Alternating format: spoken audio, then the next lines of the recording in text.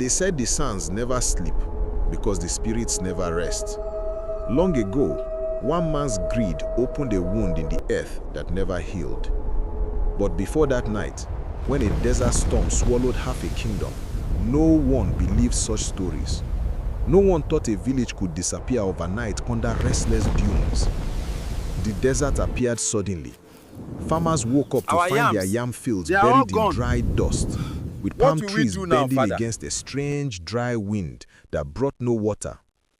The elders warned that someone had angered the land. Someone had taken too much from the soil and ignored the rules set by their ancestors. But no one would confess. So the winds grew stronger, whispering like spirits and dancing at night with shadows that left no footprints in the morning light. In the east, they still share this tale. The desert never forgives and the suns never sleep. It all began with a farmer named Obinna. Obinna was different from other farmers. While others waited patiently for rain, he dug deeper, planting yam upon yam, believing he could gain wealth by bending nature to his will. His village, Umuagu, lay beneath the red hills of Nsukka, where streams used to run freely and the moon lit the evenings with soft silver. Children played, mothers sang, and laughter filled the nights. The land was fertile, blessed with clay soil that provided enough for everyone. The people of Umuagu believed that balance brought peace. Take only what you need and always give thanks. But Obinna wanted more. He dreamed of overflowing barns, traders from Onitsha calling out his name, and wealth so great that even kings would bow before him. So when he found a hidden well beneath the hills, he kept it to himself. He used this water to grow yams during the dry season. At first, no one noticed. The fields remained green. Obinna's harvest doubled, and envy quietly crept into the hearts of neighbors who couldn't explain his sudden fortune. But stolen blessings do not stay hidden for long. At night, strange winds began to blow across Umuagu. They carried faint voices, quiet cries like children lost in endless darkness. The elders gathered under the iroko tree, smoking pipes and discussing the changes. This is not harmattan. This wind has teeth. It bites the soul, not the skin. Obinna laughed at their words. You blame spirits for every shadow.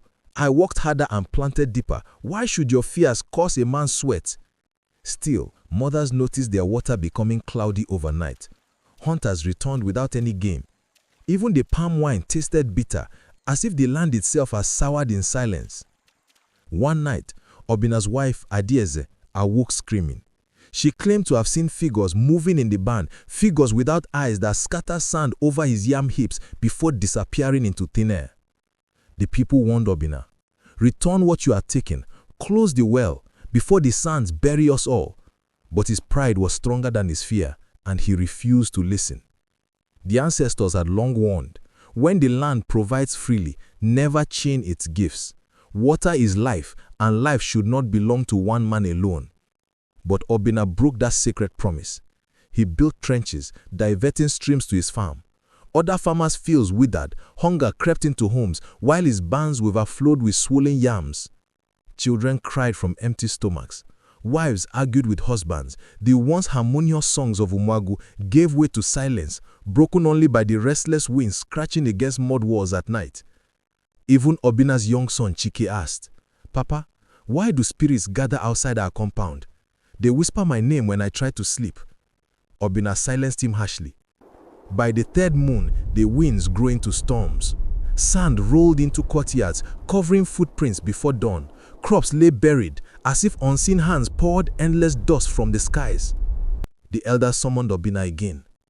Greed blinds you, they warned. Fix this before it swallows us whole.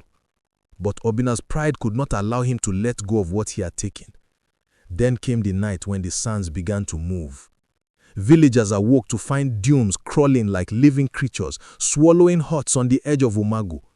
Drums sounded in alarm, children screamed, and goats bleated as their pens disappeared beneath the dust. People dug with their hands, but saw the sand return as quickly as they removed it. Elders chanted prayers, calling upon Ani, the earth goddess, but the storm only laughed, roaring louder, as if mocking the desperate prayers of humans. In the chaos, Adieze fell to her knees, crying, Obinna, confess. Tell them about the well."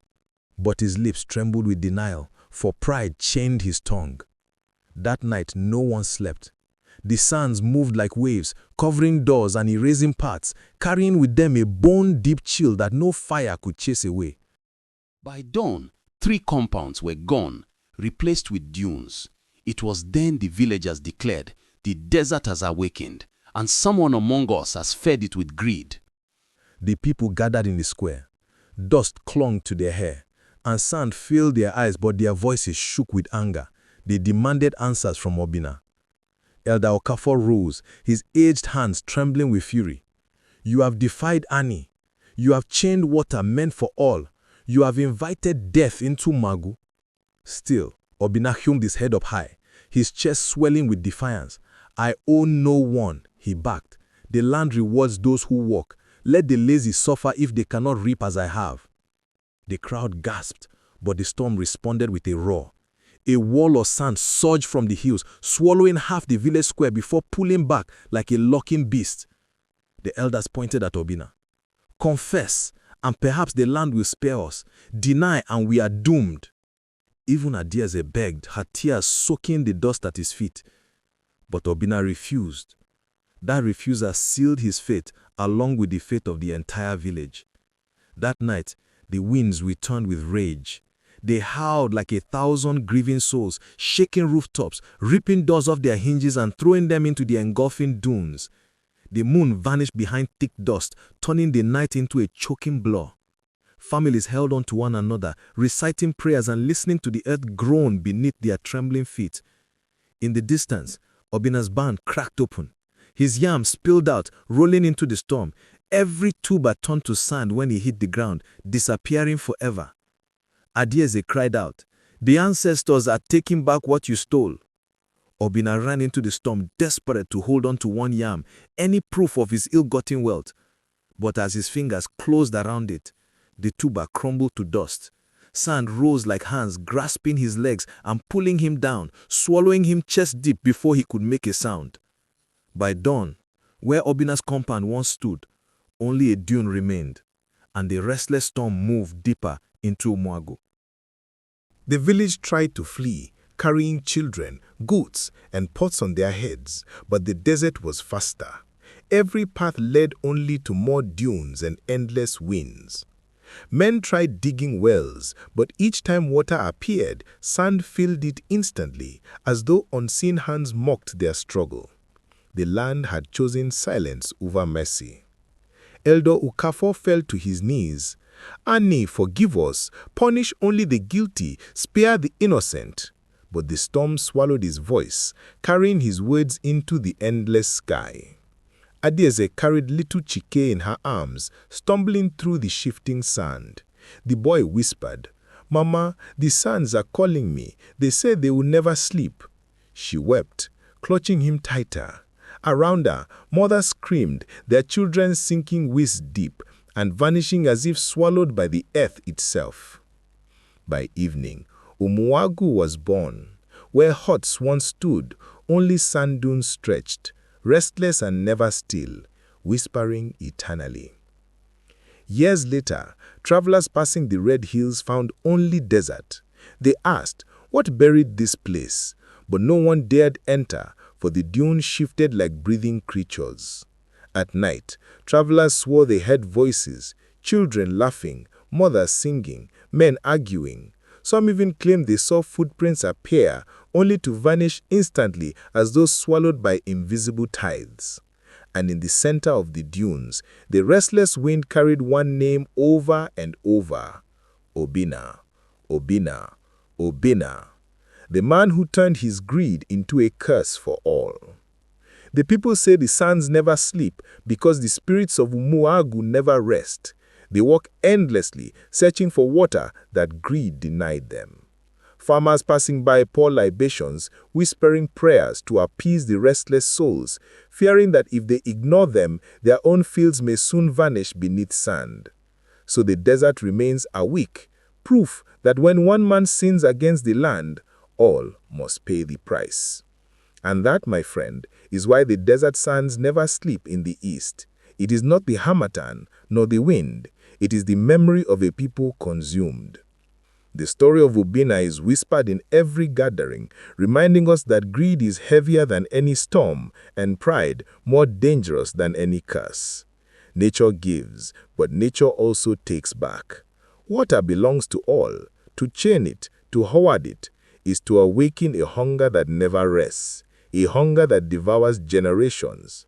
So when you see dunes shifting under the moonlight, remember Umuagu, remember Obinna, remember that the silence of the ancestors is not forgiveness, but the calm before vengeance. The desert sands never sleep, and if you listen closely, you may hear them whispering even now, waiting for the next soul, foolish enough to take more than they need. If this story stirred your spirit, share it, tell others, and let the restless sands remind us, the earth always remembers.